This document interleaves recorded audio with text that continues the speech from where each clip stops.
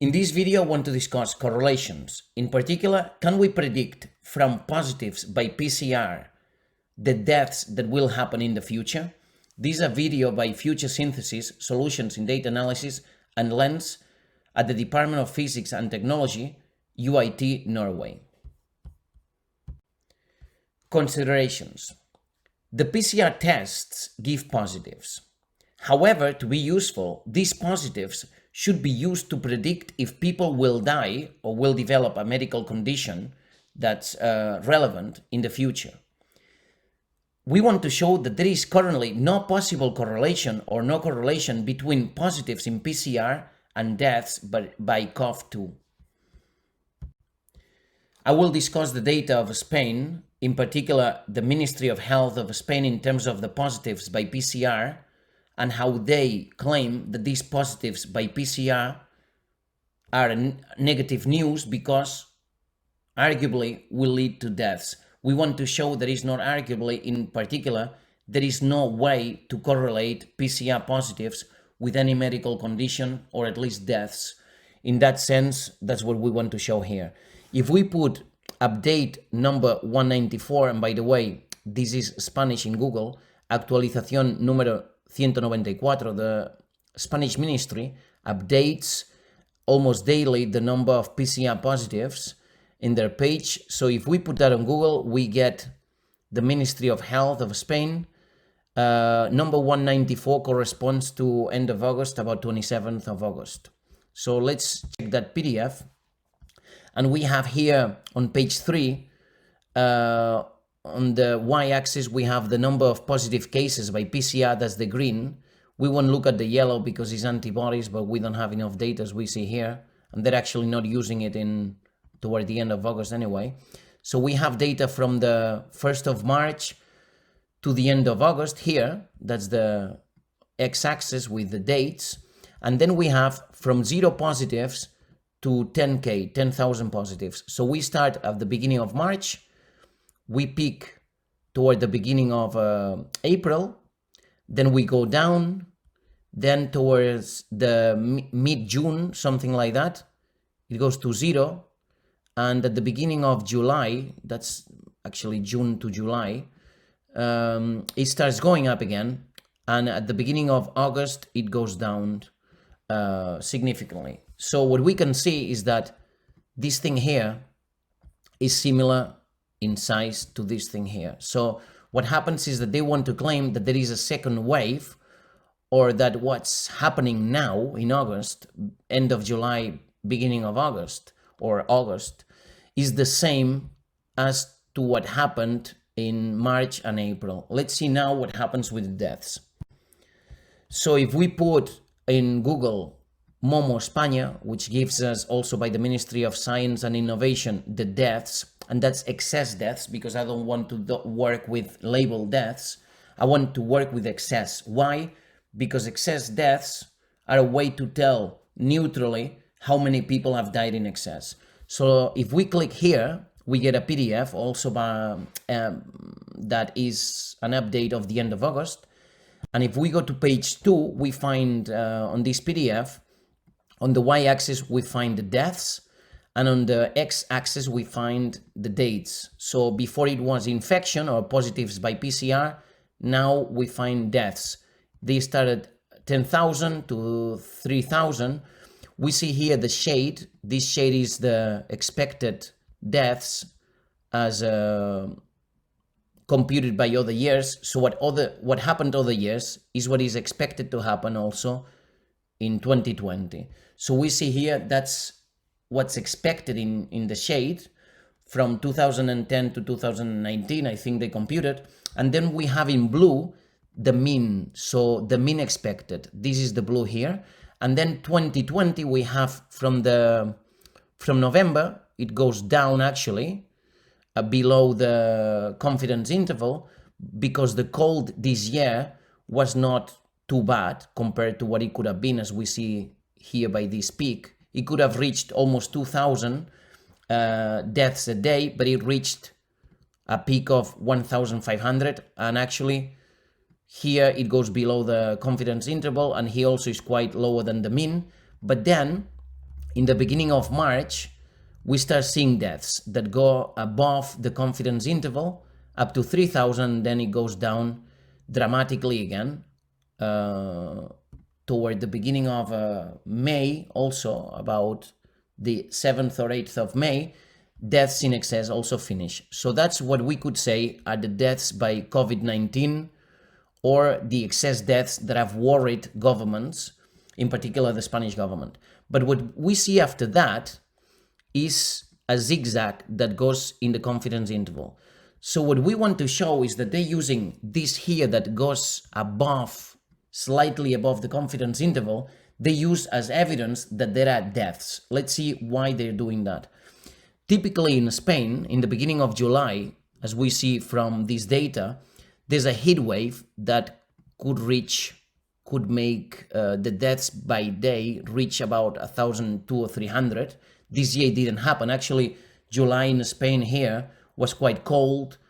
The end of July wasn't, but we see that normally it's in the beginning of July that people might die in excess, more, not in excess, but more. It's not in excess because it's typical. And then there is a second heat wave toward the beginning of August. Here it was the opposite. This year, the heat started towards the end of July. And actually we see that deaths, instead of going up in the beginning of July and beginning of August, started going up in the beginning of July. That's not typical, but it's at the same range as other heat waves typical in Spain.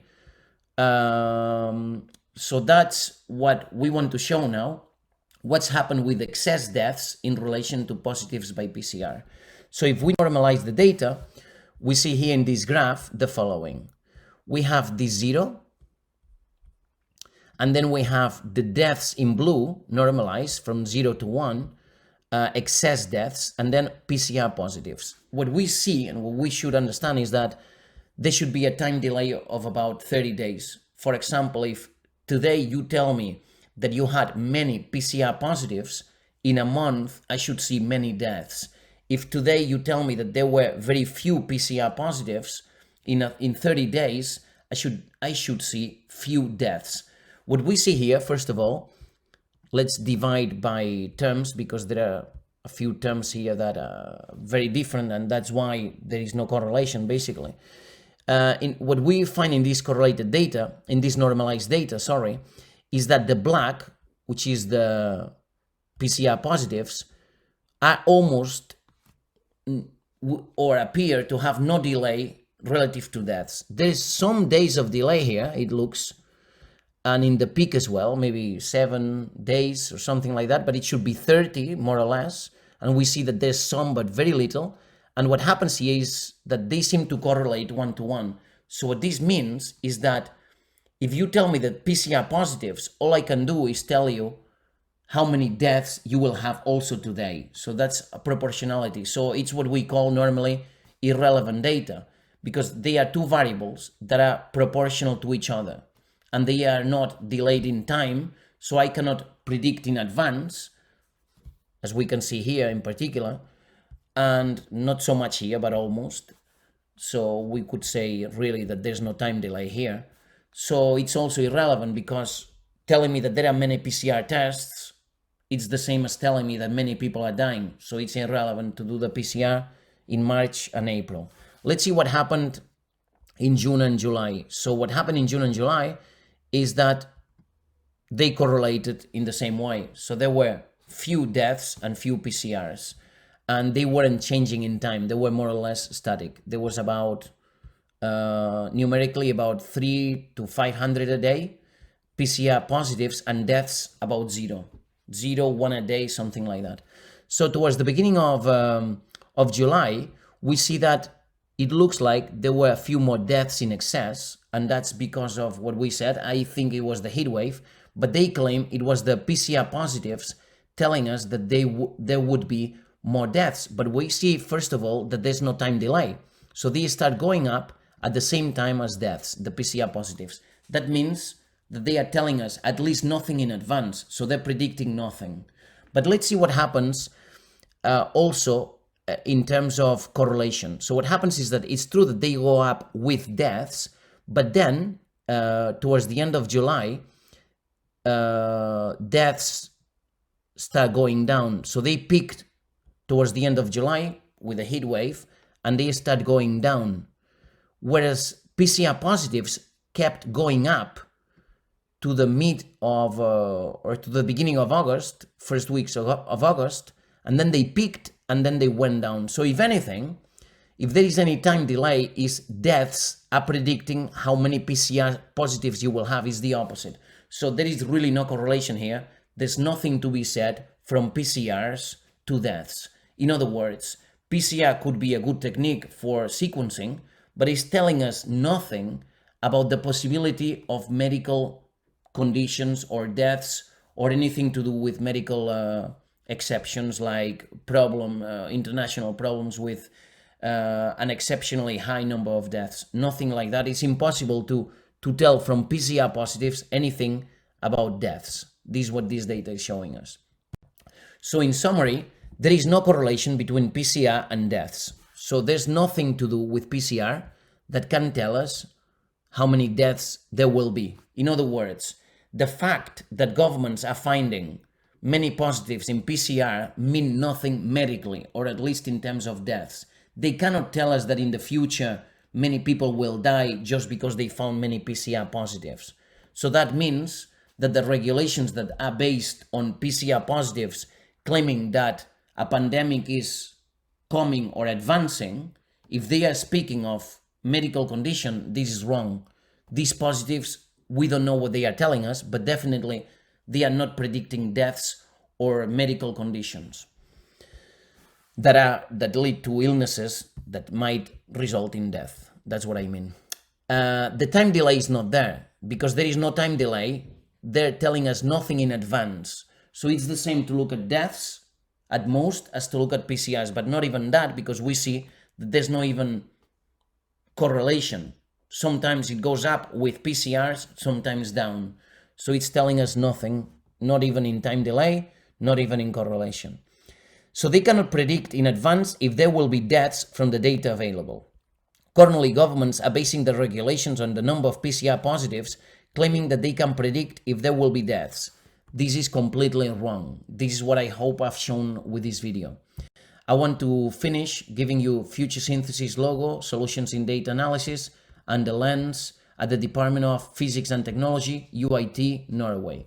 I give you here also 2 emails and 2 telephone numbers. Thank you for listening.